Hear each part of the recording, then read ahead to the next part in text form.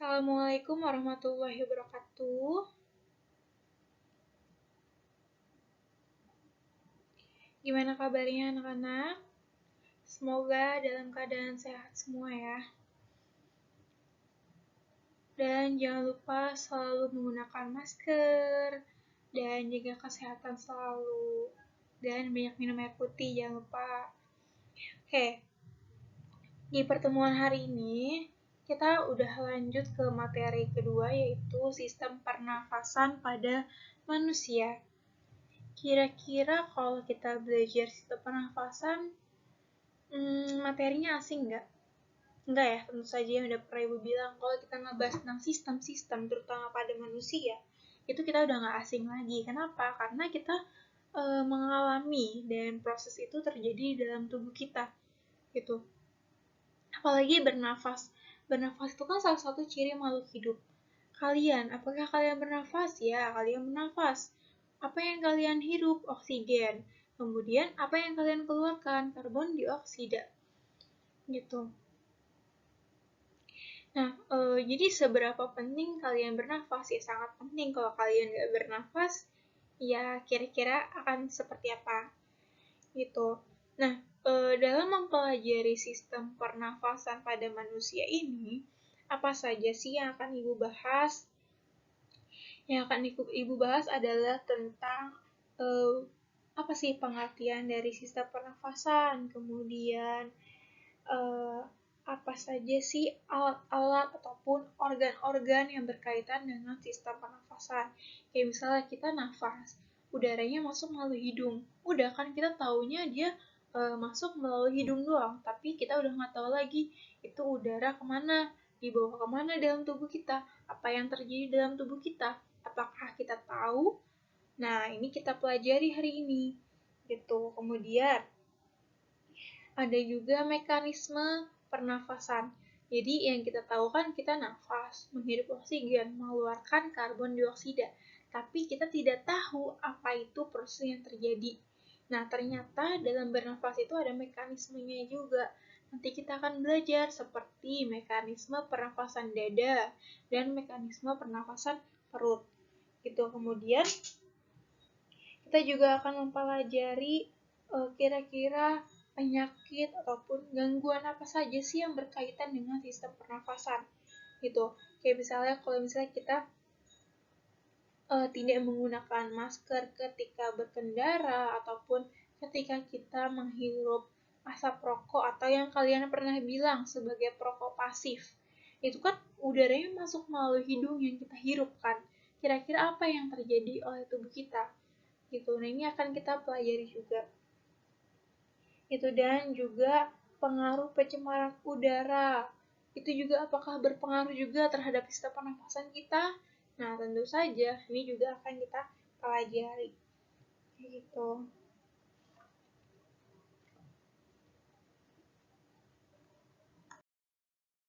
Nah, sistem pernafasan. Nah, kalau misalnya kita belajar tentang sistem pernafasan, sebenarnya pernapasan sama ya.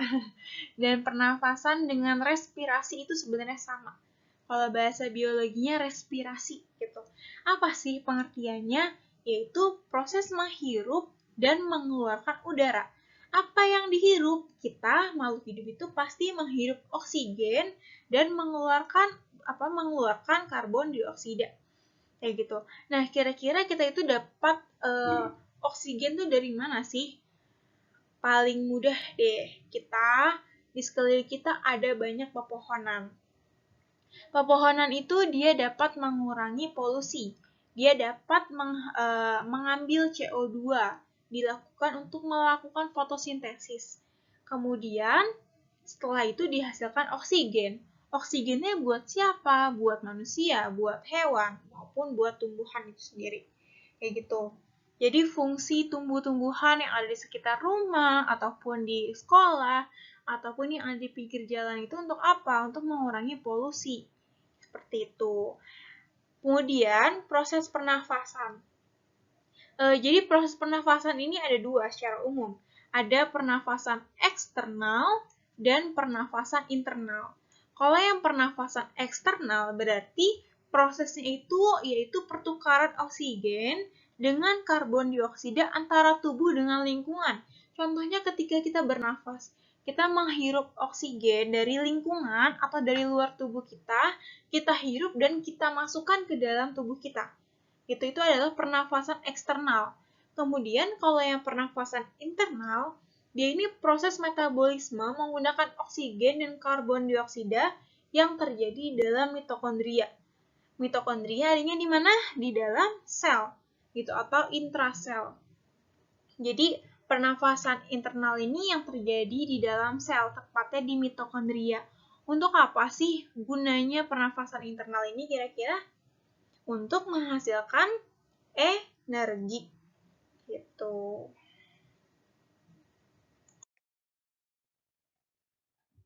Oke, setelah pengertian pernafasan tadi, selanjutnya adalah alat-alat pada sistem pernafasan. Nah, kita harus tahu dulu urutan dari alat pernafasan ini ada apa aja sih. Yang pertama ada hidung. Kita bernafas pertama kali udaranya masuk lewat mana? Lewat hidung. Nih, mana hidung kalian? Nih, hidung. Kemudian masuk ke dalam faring. Ini dia faring. Di sebelah sini. Setelah dari faring, masuk ke laring. Kemudian ke trakea, lanjut ke trakea. Kemudian ke bronkus. Ini dia bronkus, ada 2 cabang. Dan bronchiolus. Serta di ujung-ujung bronchiolus ini ada alveolus. Gitu, berarti bronkus, bronchiolus, dan alveolus ini adanya di mana?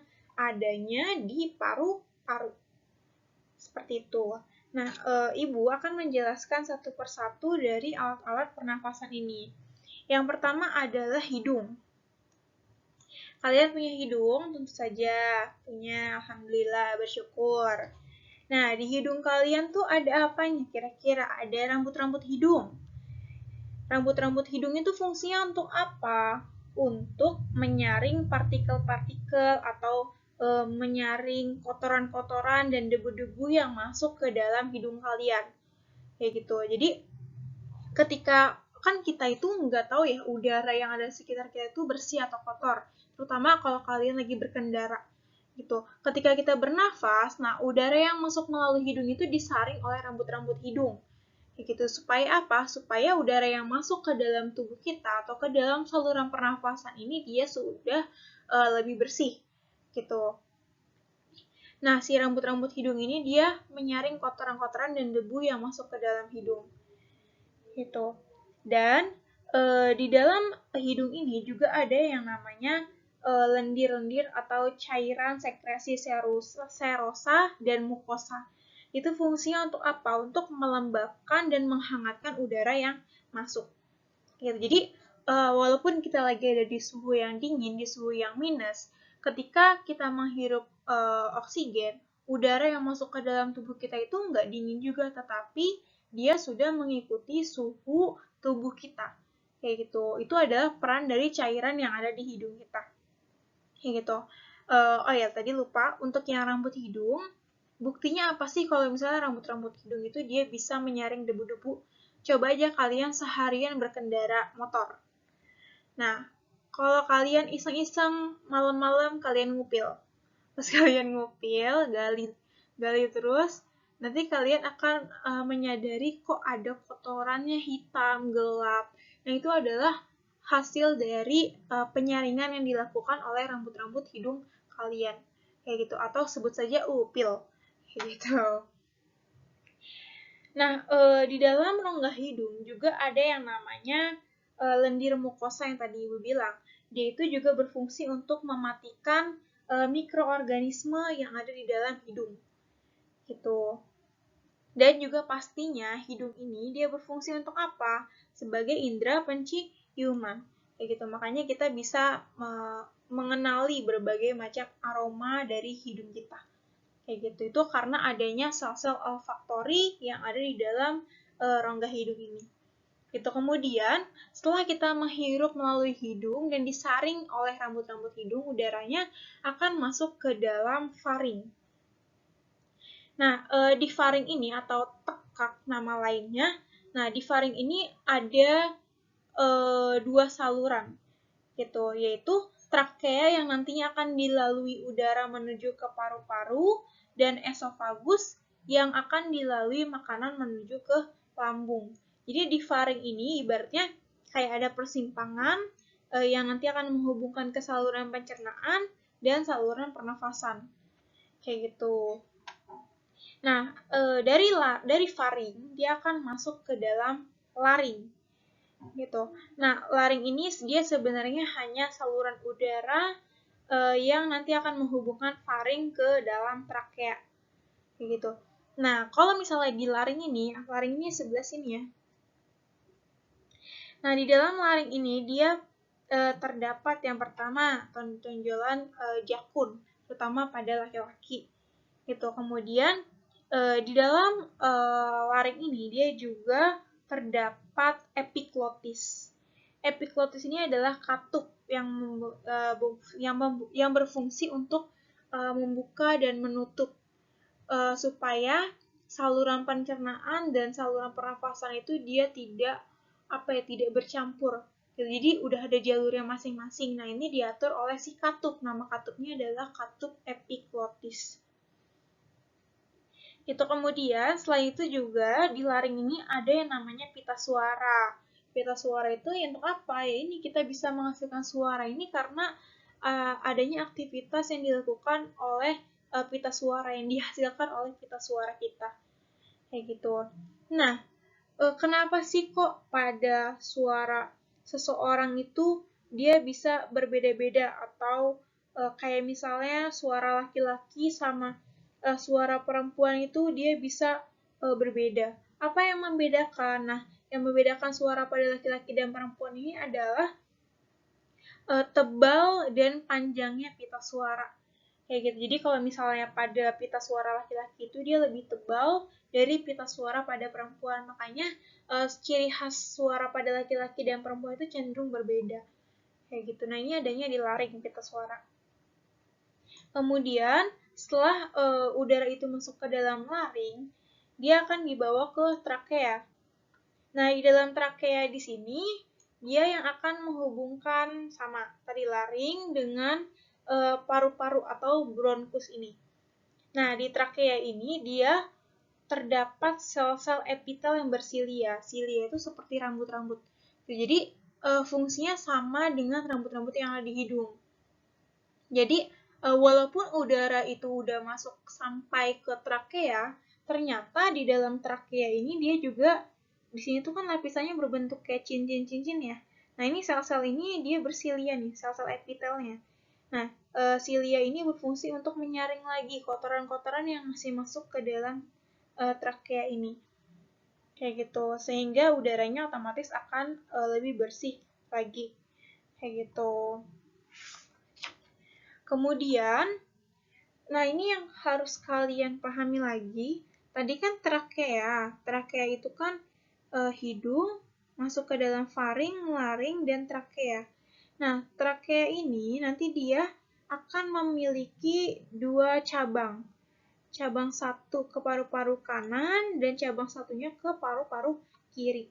Nah, cabang dari trakea ini adalah bronkus. Kayak gitu. Jadi, bronkus ini adalah cabang dari trakea atau cabang dari tenggorokan. Kayak gitu. Ada dua, ingat, ada dua yaitu di paru-paru kanan dan paru-paru kiri. Kemudian si bronkus ini dia memiliki, ini kan bronkus nih, dia memiliki cabang-cabang lagi nih, banyak. Nih, cabang-cabang. Sama yang kiri juga.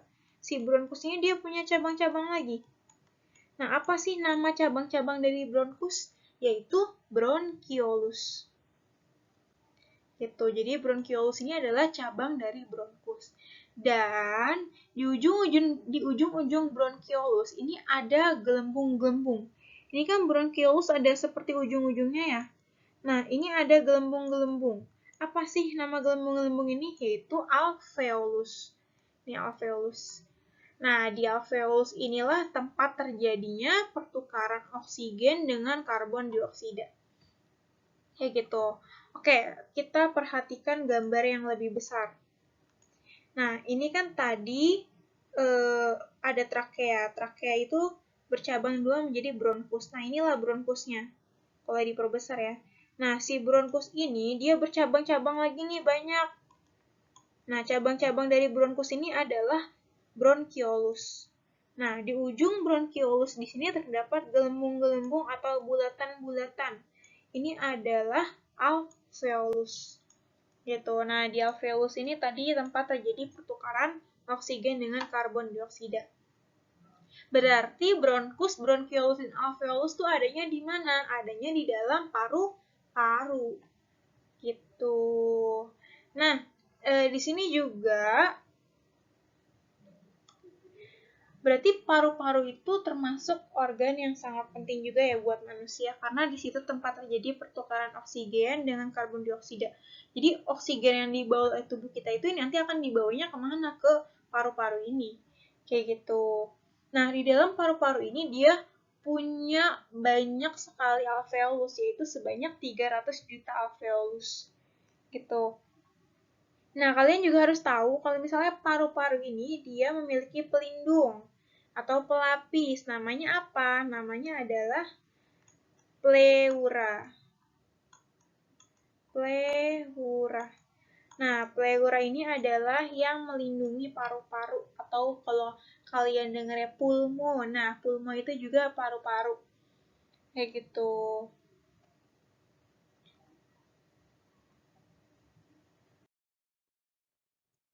Oke, kita lanjut. Tadi udah pernafasan, sekarang adalah mekanisme pernafasan.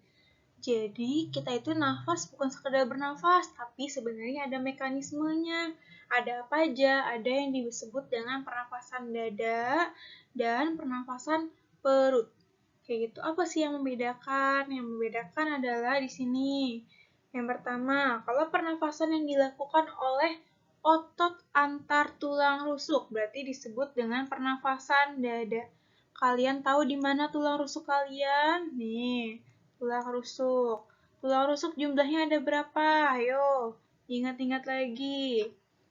Nah, kalau misalnya, pokoknya intinya, kalau misalnya pernafasan dilakukan oleh otot antar tulang rusuk, berarti pernafasannya adalah pernafasan dada. Nah, kalau pernafasan dilakukan oleh otot diafragma, berarti disebut dengan pernafasan perut. Kalau pernafasan perut berarti kan diafragma. Nah, diafragma tuh yang ada di sebelah sini nih. Mas, Mbak, di sebelah sini. Ini adalah diafragma. Gitu. Jadi, Ibu ulang lagi, kalau yang tulang rusuk, otot antar tulang rusuk, berarti dia pernafasan dada. Nah, kalau yang ada di otot diafragma, berarti dia mekanisme pernafasan perut. Gitu. Ini adalah kata kunci yang pertama. Nah, dalam sekali siklus pernafasan itu pasti terjadi satu kali inspirasi dan satu kali ekspirasi. Apa sih inspirasi dan ekspirasi? Kalau inspirasi berarti ketika kita mengambil nafas, ketika kita menghirup nafas, menghirup udara. Inspirasi, di mana udara masuk ke dalam tubuh kita. Kemudian ekspirasi, berarti ketika kita menghembuskan nafas. Gitu. Jadi dalam sekali bernafas itu ya berarti kita menghirup, menarik nafas, dan mengeluarkan udara atau menghembuskan nafas. Kayak gitu. Itu adalah mekanisme pernafasan.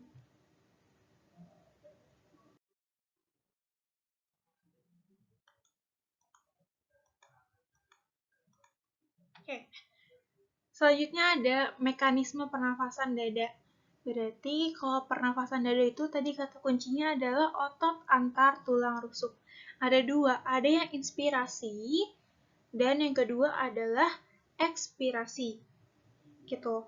Nah, kalau misalnya yang inspirasi berarti otot interkostal eksternal berkontraksi atau interkostal eksternal ini adalah otot antar tulang rusuk.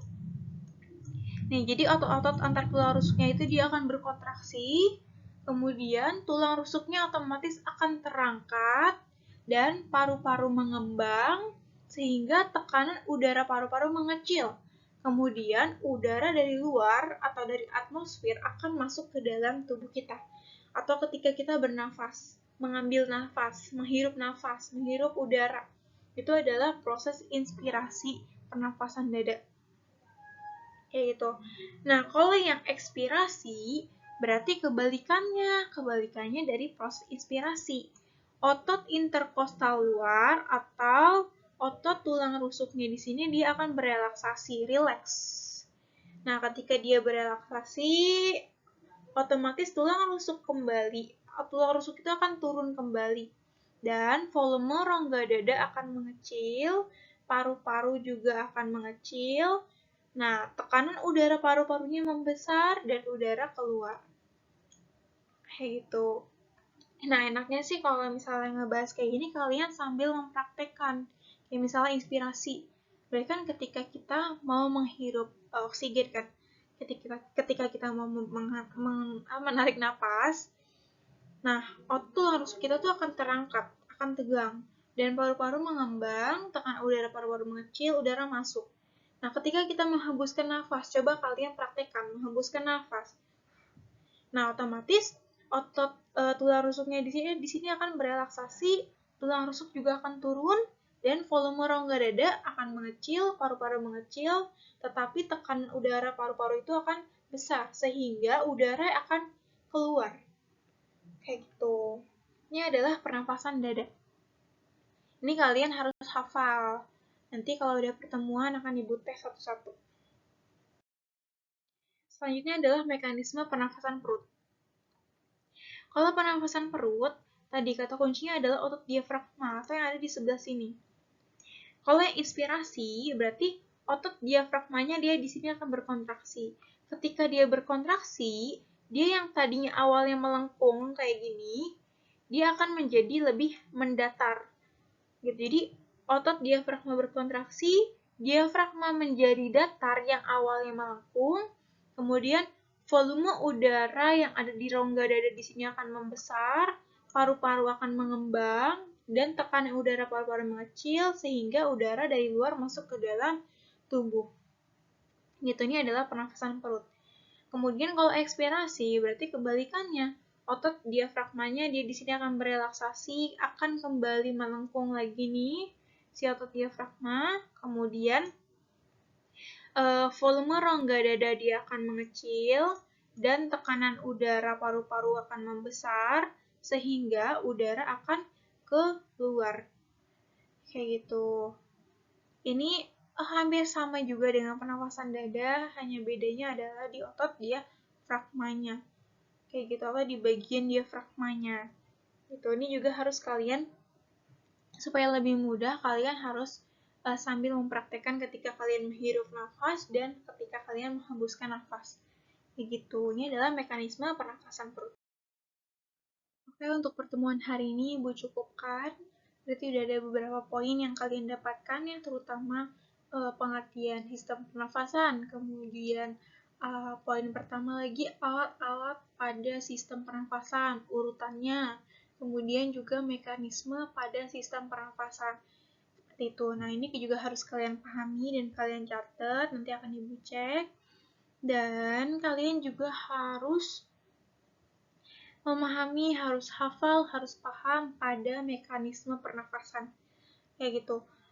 Karena masih ada sisa waktu, silahkan kalian coba mengingat dan menghafal dengan teman sebabku kalian gantian sambil dipraktekkan pada mekanisme pernafasan. Tadi ada dua ya, pernafasan dada dan pernafasan perut. Gitu. Oke, untuk pertemuan hari ini Ibu cukupkan. Terima kasih. Semoga ilmunya bermanfaat. Kurang lebihnya mohon maaf. Wassalamualaikum warahmatullahi wabarakatuh. Oke, sampai bertemu di hari Rabu.